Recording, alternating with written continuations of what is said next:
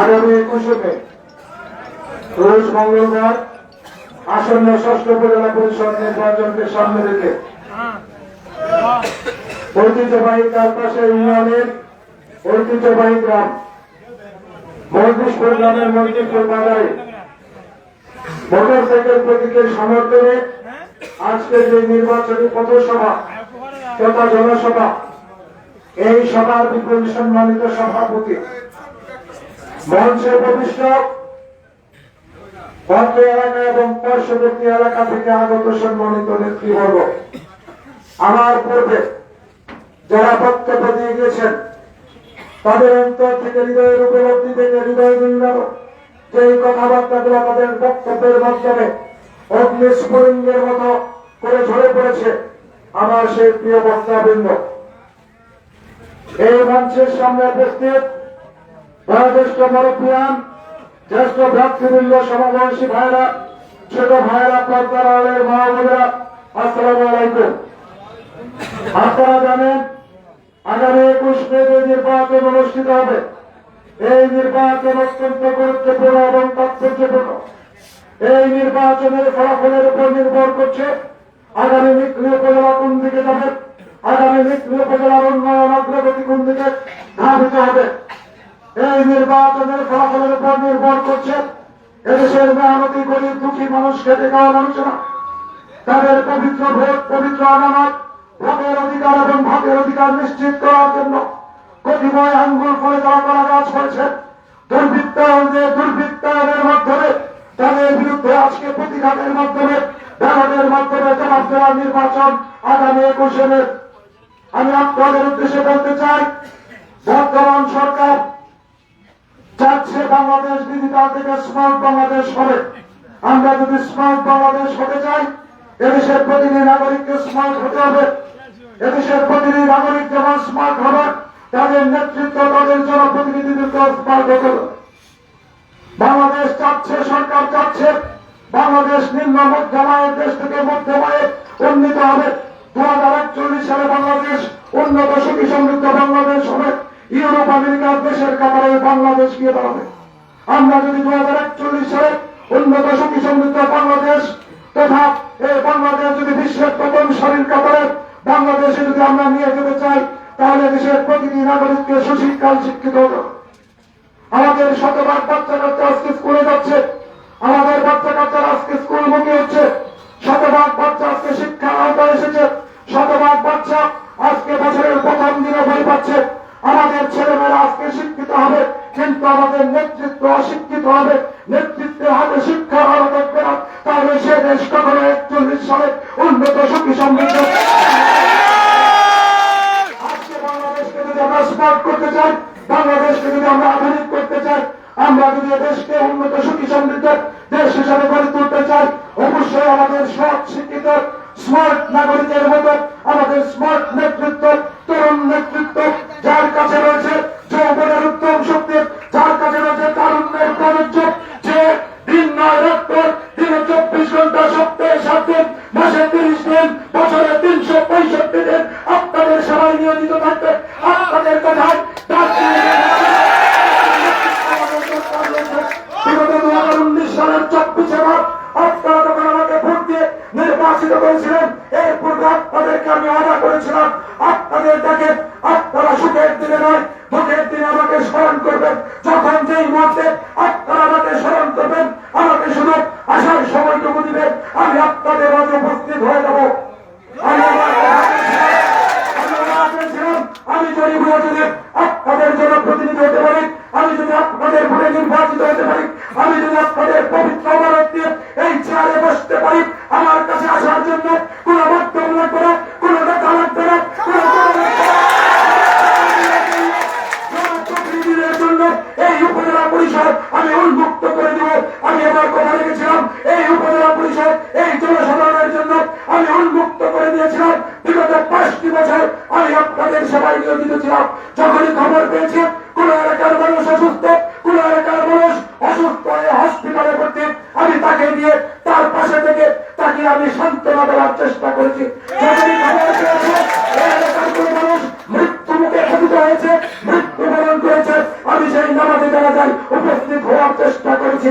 যখন কোনো সামাজিক অনুষ্ঠান হয়েছে, আমাকে যখন বিয়ের দাওয়াত দেওয়া হয়েছে, সন্ন্যতে খাত্তার দাওয়াত দেওয়া হয়েছে, আমি সেই সামাজিক অনুষ্ঠানে হাজির হওয়ার চেষ্টা করেছি।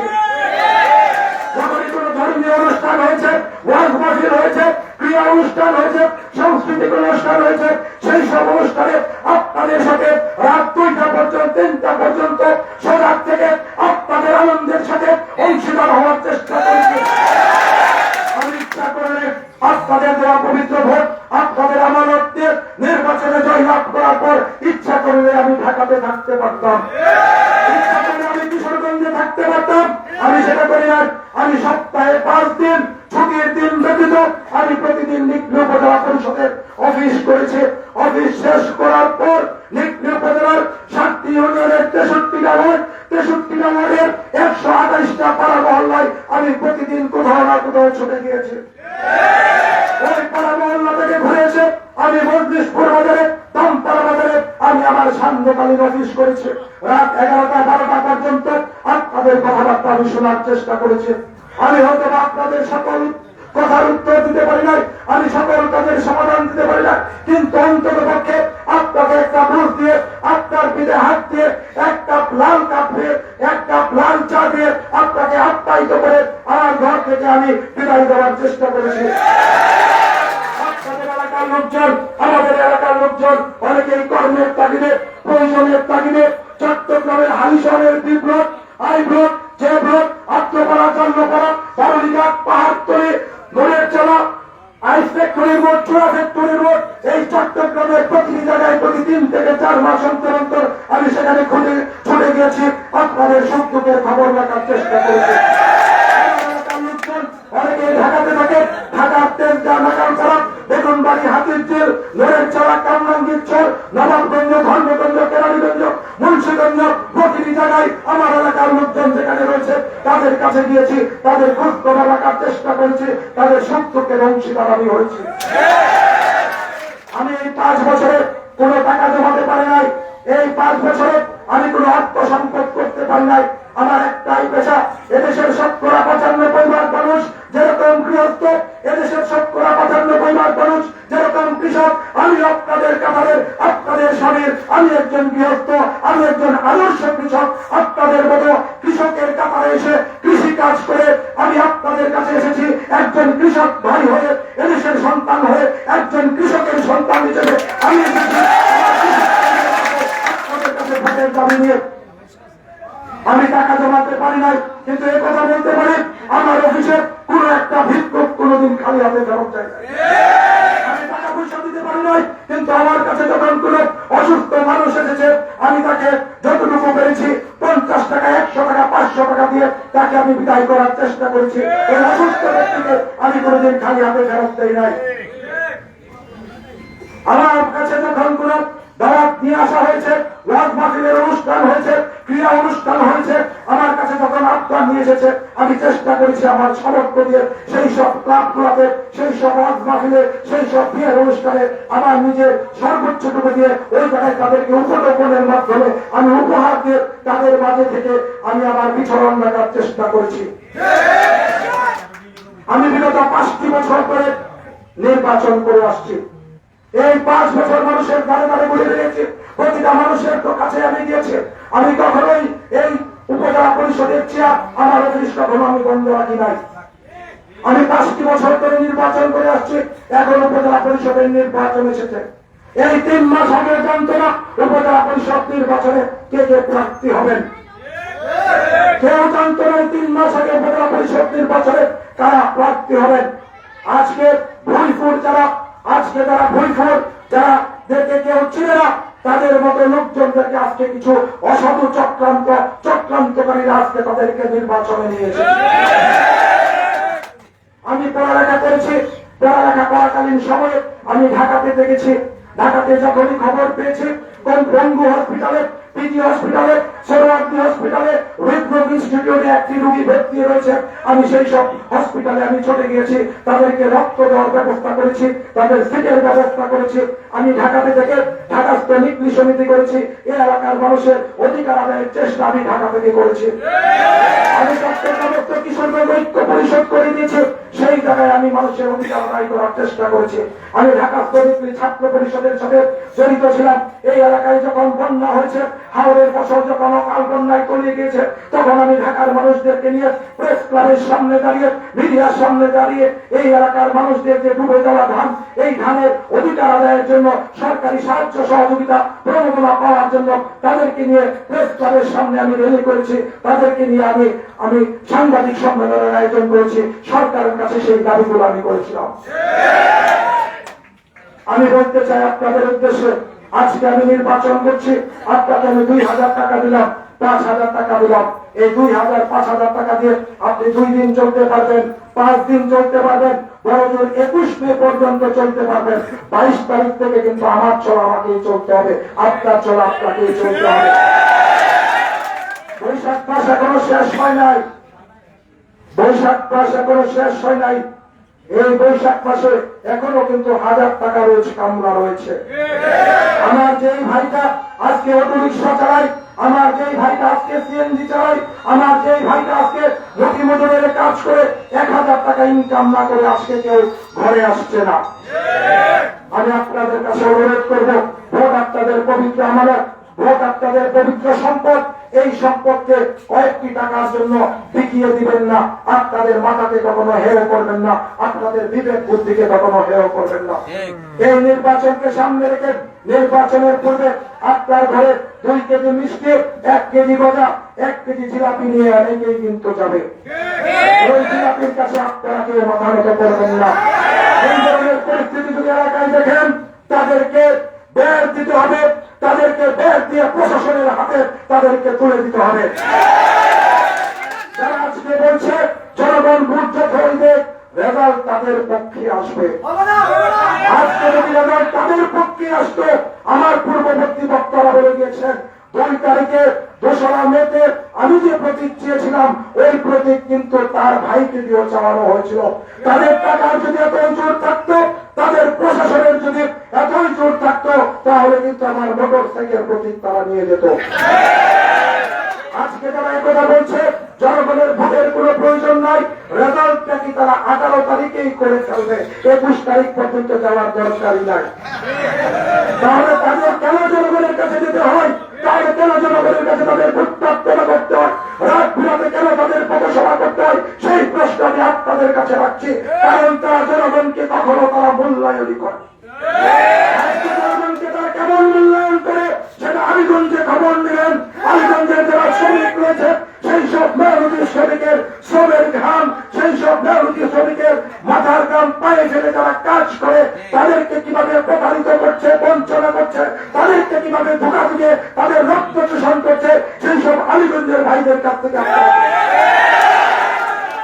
আজকে যারা নিজেদেরকে দানবীর বলছে, আজকে যারা নিজেদেরকে শিল্পপতি বলছে, শিল্পপতি হওয়ার জন্য কয়টা গ্রুপ অফ কোম্পানির মালিক থাকতে হয়, কয়টি শিল্প প্রতিষ্ঠান থাকতে হয়, এই কথাটাই কিন্তু তারা জানেন না।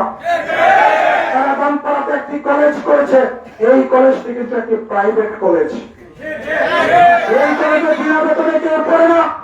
আজকে এসএসসি পরীক্ষা কয়েকদিনের মধ্যে শুরু হবে, ইন্টারমিডিয়েট পরীক্ষা শুরু হবে। নিকলি কলেজে ছাত্রদের কাছ থেকে ফর্ম ফিল আপের জন্য টাকা নেওয়া হচ্ছে 2200 টাকা, আর তাদের কলেজে দেওয়া হচ্ছে 11,000 টাকা। এতই ভালো, তাদের কলেজ থেকে মাত্র 7 জন পরীক্ষা দিবে এবার আগে পরীক্ষা।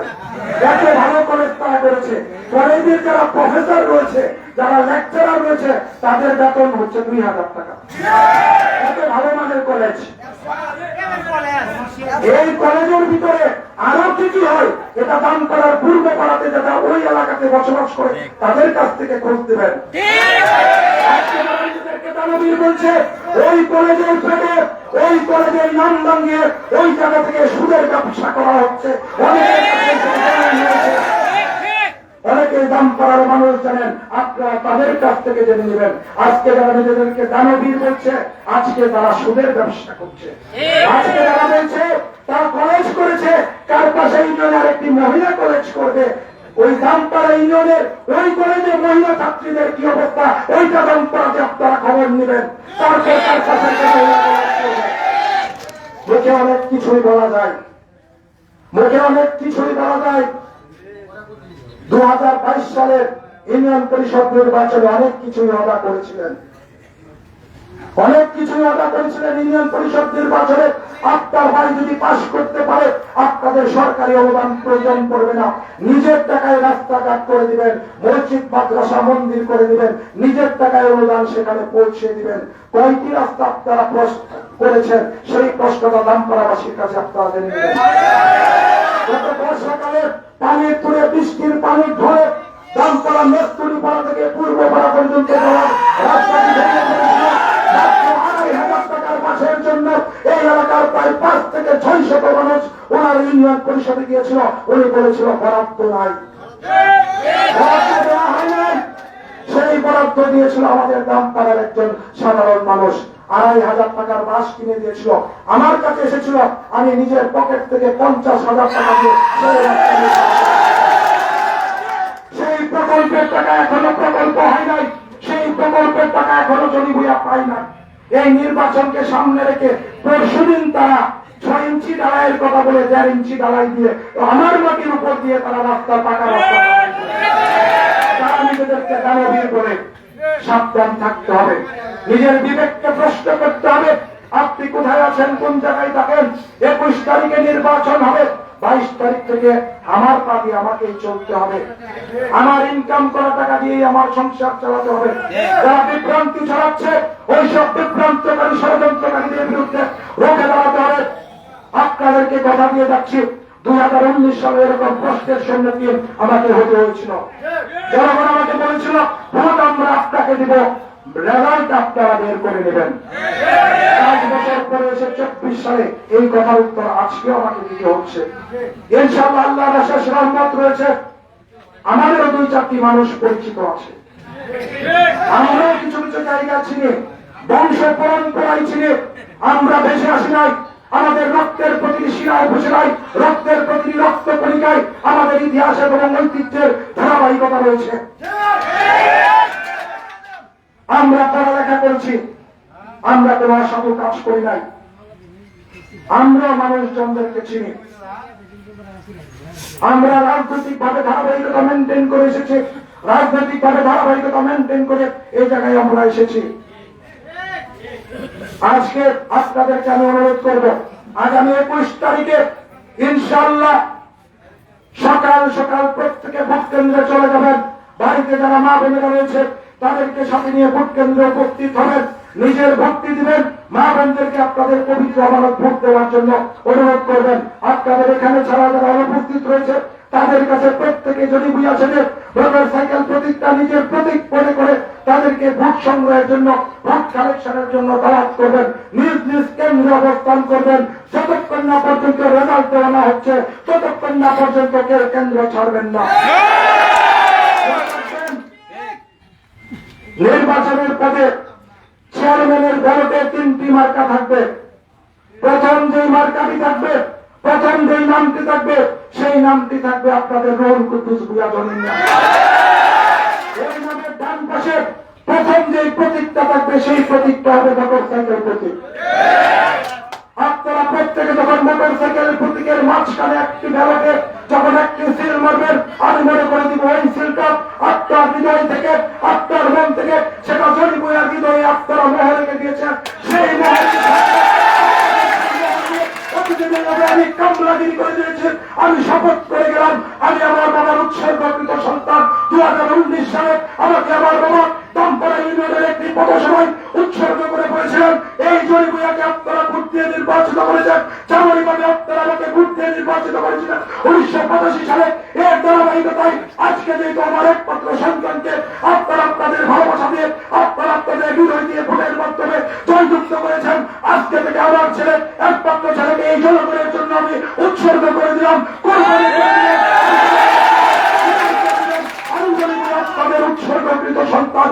আপনারা চাইলে আমি চেয়ারম্যান, আপনারা চাইলে আমার চেয়ার থাকবে, আপনারা চাইলে আমি চেয়ারম্যানের পদ থাকবে, কিন্তু আপনারা না চাইলে আমার চেয়ার থাকবে না, পদ থাকবে না। কিন্তু আমার সেই মন মানসিকতা রয়েছে, আমার চেয়ার থাকবে না থাক, আমি যদি আপনাদের জন্য উৎসর্গকৃত অতীতে যেভাবে কামলাগিরি দিয়ে গেছি, আগামী তো ইনশাআল্লাহ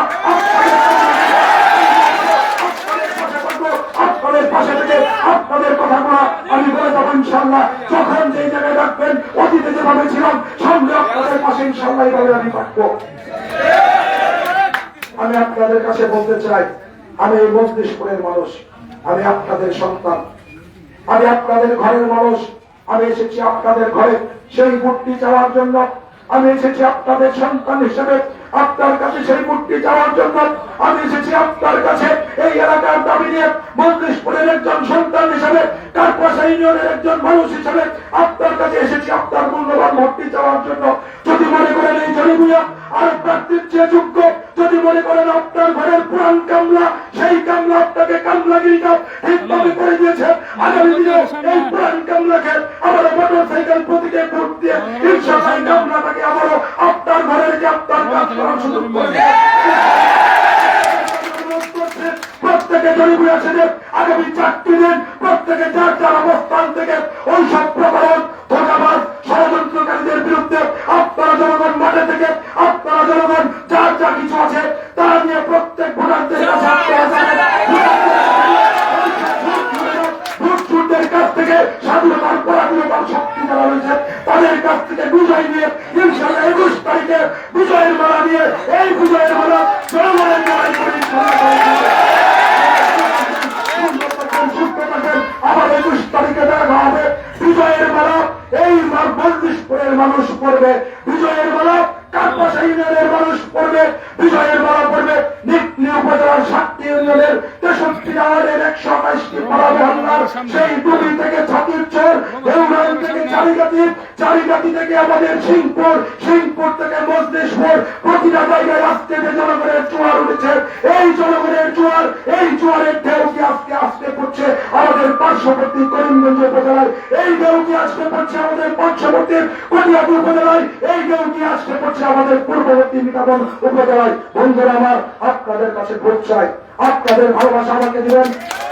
আপনারা আগামী 5টি দিন আমাকে একটু কাজ করে দিবেন, আমি জনি ভূঁইয়া আপনাকে সারা জীবন মৃত্যুর আগ পর্যন্ত আপনার কামলাগিরিটা আমি করে যাবো ইনশাআল্লাহ। আজকের আয়োজক বৃন্দদেরকে ধন্যবাদ দিবেন, উপস্থিত সকলকে এই গরমের মধ্যে ধৈর্য ধরে আমাদের কথা শোনার জন্য, পরিশ্রান্ত করার জন্য, আপনাদের মনে কষ্ট দেওয়ার জন্য, আপনাদেরকে পরিশ্রান্ত করার জন্য মাঠ চেয়ে আপনাদের দোয়া চেয়ে দয়া চেয়ে সহযোগিতা চেয়ে আপনাদের কাছে আবারও ঘুরছে। আপনাদের বাড়িতে যারা মা বোনেরা রয়েছে আপনাদের মাধ্যমে তাদের কাছে ঘুরছে, আপনাদের যেখানে যেখানে আত্মীয় স্বজন রয়েছে। এই 4টি দিন আমি যদি প্রতিদিন 15 ঘন্টা কাজ করি, এখানে যারা রয়েছেন প্রতিদিন যদি 6 ঘন্টা কাজ করেন, এই কাজ আমি 5 বছরে করে শেষ করতে পারবো না। প্রত্যেকে জরুরি আসলে মনে রাখতে হবে এই নির্বাচনটি রাঘব বোয়ালদের বিরুদ্ধে কাচকি মাছের নির্বাচন। রাঘব বোয়ালের সংখ্যা কতিপয় কয়েকটি মাত্র, কাচকি মাছের দল কিন্তু অনেক বড়। আমরা কাচকি মাছের দলে রয়েছে। আমি যখন বেগুনবাড়িতে যাই, লাখালপাড়াতে যাই, মহাকালীতে যাই, আমার সিংপুরের এক নেতা প্রশ্ন করেছিলেন জনি ভূঁইয়া তো চলে সেই সব রিক্সাওয়ালা, সিএনজি অটোওয়ালা, হকারওয়ালাদের সাথে। আমি প্রত্যন্তরে তাকে বলেছিলাম, চাচা আপনার মতো নেতা 1000-এ একজন, আপনার মতো নেতা 10,000-এ একজন, কিন্তু আমার যারা অটোওয়ালা, রিক্সাওয়ালা, শ্রমিক, ভোয়াওয়ালা, হকার, চা বিক্রেতা তারা সমাজের 999 আমি জনি ভূঁইয়া তাদের দলের লোক। আমি বলেছিলাম আমার কাছে আধার জন্য কোনো নেতা লাগবে না, মাধ্যম লাগবে না, কোনো কোটা লাগবে না। এই জন্যই ওই সব নেতারা আজকে আমাদের সাথে নাই, কারণ তাদেরকে আমি ক্লিয়ার তালিকা দিতে পারি নাই, তাদেরকে আমি বয়স্ক ভাতার নাম দিতে পারি না, এই নাম তারা বিক্রি করে খাবে। আজকে দুঃখের সহিত বলতে হয় আপনাদের কাছে আমি বিচার প্রাপ্তি হয়েছে। এই মজলিশপুর গ্রামের বদরপুরের একটি জায়গায় আমার পোস্টার ছিল, সেই পোস্টার গুলাকে তারা ছিঁড়ে ফেলেছে। তার বাড়ির সামনে পোস্টার থাকলে নাকি, তার পাড়ায় পোস্টার থাকলে নাকি তার নেতার অপমান হবে। আমার পোস্টার গুলা ছিঁড়ে ফেলা হয়েছিল, আমার পোস্টার গুলাকে পুড়িয়ে ফেলা হয়েছিল। আমি ইচ্ছা করলে সেই প্রশ্নের উত্তর, সেই পোস্টার ছেড়ার প্রতিবাদ আমি তৎক্ষণাৎ করতে পারতাম। শক্তি সামর্থ্য ভারত আমাকে দিয়েছে, আমি সেই কাজটা করি নাই। আমি তাদের কাছে আপনাদের মাধ্যমে প্রশ্ন রাখছি, আপনার বাড়ির সামনে, আপনার বংশের সামনে যদি আমার পোস্টার থাকলে আপনার ইজ্জত যায়, আপনি যখন আমার বাবার দাদার রাস্তা দিয়ে হেঁটে যান, আমার বাবার দাদার জমির আইনের উপর দিয়ে হেঁটে যান, তখন কি আপনার লজ্জা হয় না? আপনার তো লজ্জা হওয়া উচিত। আপনার তো বিমানের জন্য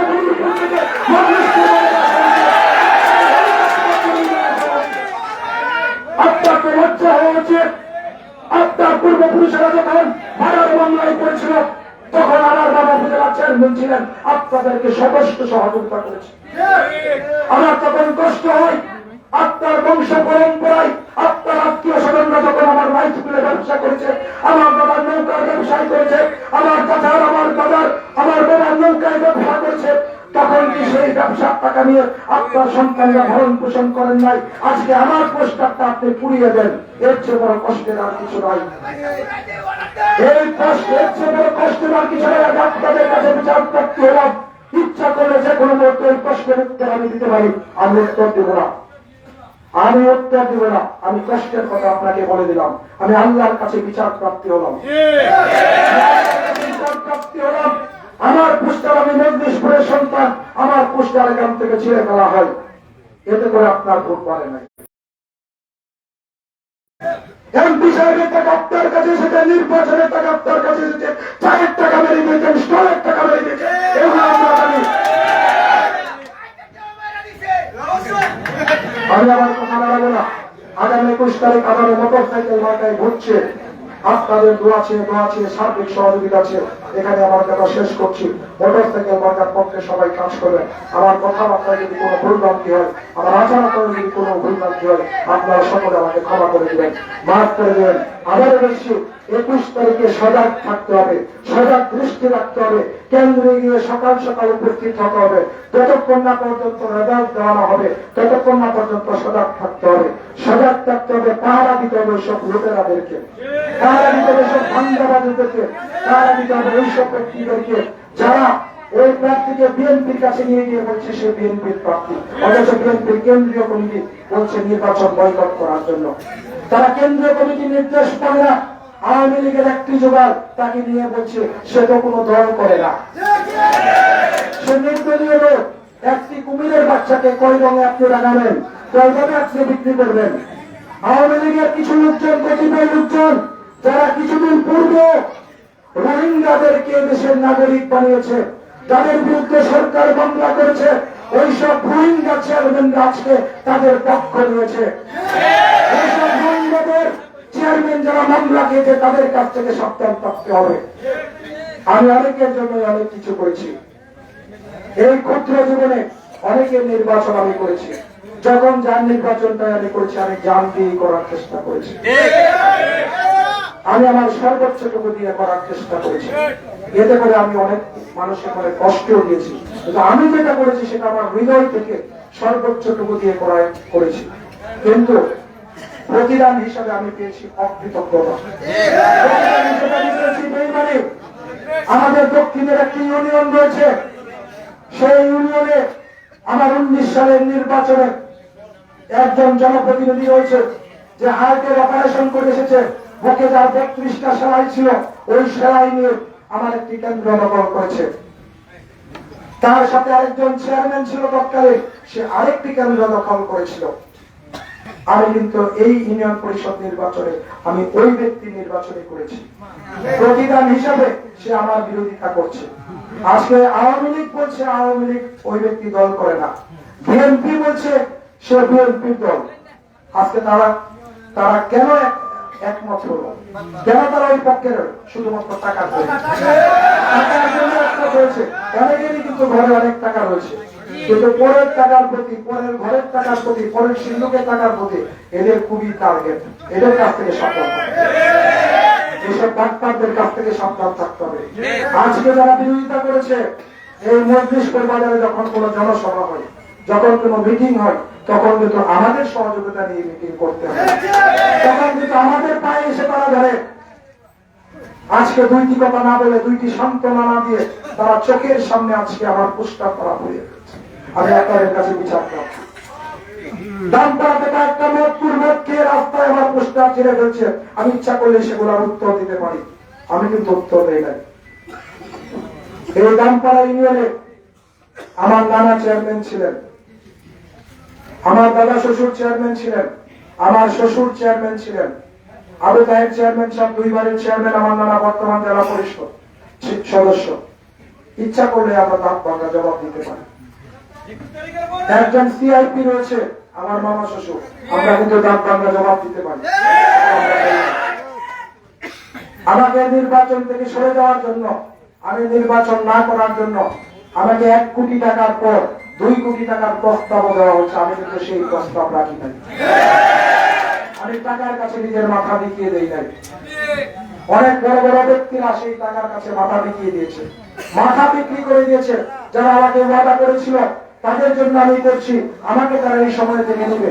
এই 3 মাসের ব্যবধানে তারা টোটাল পোল্টি মেরেছে। আজকে তারা ওই মেম্বারের মতো, আজকে তারা ব্যারিস্টার সুমনের ওই মেম্বারের মতো আজকে তারা পাতলাবাজি করছে।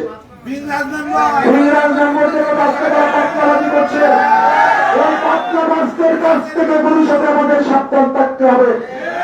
ওই পাতলাবাজদের কাছ থেকে আমাদের শিক্ষা দিতে হবে। আগামীতে আমাদের জনগণের কাছে আসলে এই জনগণ তাদের কাছে সেই কথার প্রতি উত্তর তারা দিবে। তাদের কথার মাধ্যমে, তাদের বলদের মাধ্যমে সেই জবাব আপনাদেরকে আমরা দিয়ে দিব। আপনারা আমার সাথে আসেন বলে আমি সাহস পাচ্ছি। আপনারা আমার সাথে আসেন বলে আমি আমার হাঁটার শক্তি পাচ্ছি। আপনারা আমাকে সমর্থন করছেন বলেই আমি এতক্ষণ ধরে কথা বলতে পারছি। আপনাদের সেই সমর্থন আছে বলে আমি এতক্ষণ পর্যন্ত আমি রাত বিরাতে ঘুরে বেড়াতে পারছি। আমি কোনো বহন নিয়ে চলি না, আমি কোনো গুন্ডা পান্না নিয়ে চলি না। আমি একা একা চলার মানুষ, আমি একলাই চলি। আমি একলাই চলি কারণ জনগণের দোয়া আশীর্বাদ আমার সাথে রয়েছে। আমি জরিগুলা জনগণের কামলা দিয়েছে, আমি জরিগুলা যেখানে দাঁড়াই আপনাদের দোয়াতে আপনারা সেখানে লাইন তৈরি করে দেন। আমি জরিগুলা আপনাদের দোয়াতে যখন আপনারা আমার হাতে মাউথপিস তুলে দেন সেখানে পৌরসভা থেকে জনসভা তৈরি হয়। আমি জরিগুলা 5 বছরের জন্য রাজনীতি করে আসি না। আমার পূর্বে আরো 4 জন চেয়ারম্যান ছিল, তারা কেউ দ্বিতীয়বার চেয়ারম্যান হতে পারে নাই।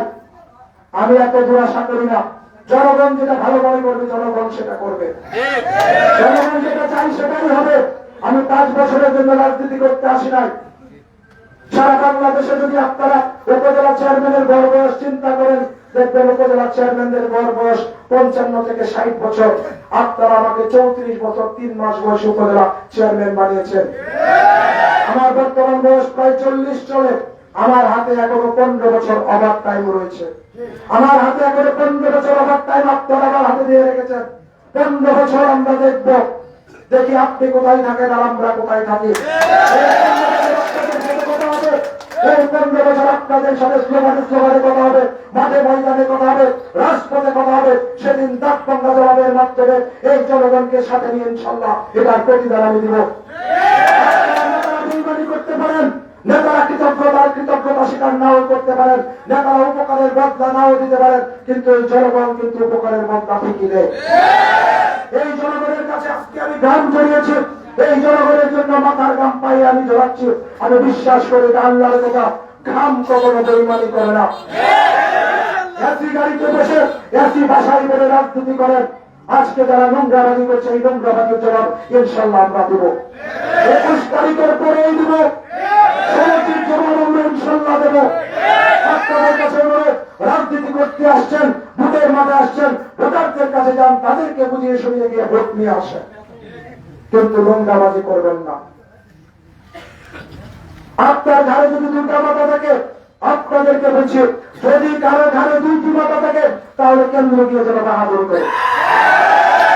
যদি কারো 2টি মাথা থাকে, ঘরে যদি 2টি মাথা থাকে তাহলে তারা যেন কেন্দ্র দখল করার চেষ্টা করে। যদি কারো 2টা হাতের পরিবর্তে 4টা হাত থাকে তাহলে যেন তারা ব্যালট হাতে নিয়ে সিল মারার চেষ্টা করে।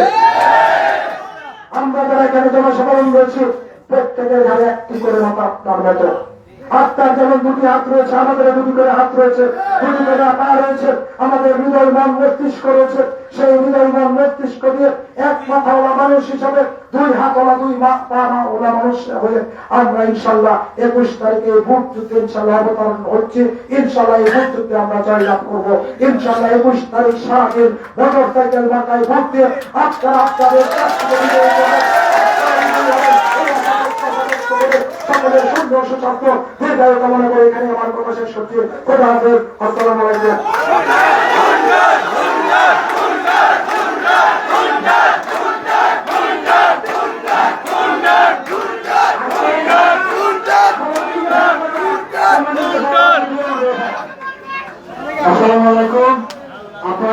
উচ্চ সভাপতি আপনাদের কথা বলে শুনেছেন, সেই জন্য আপনাদের সবাইকে ধন্যবাদ ব্যক্তিগত করছি।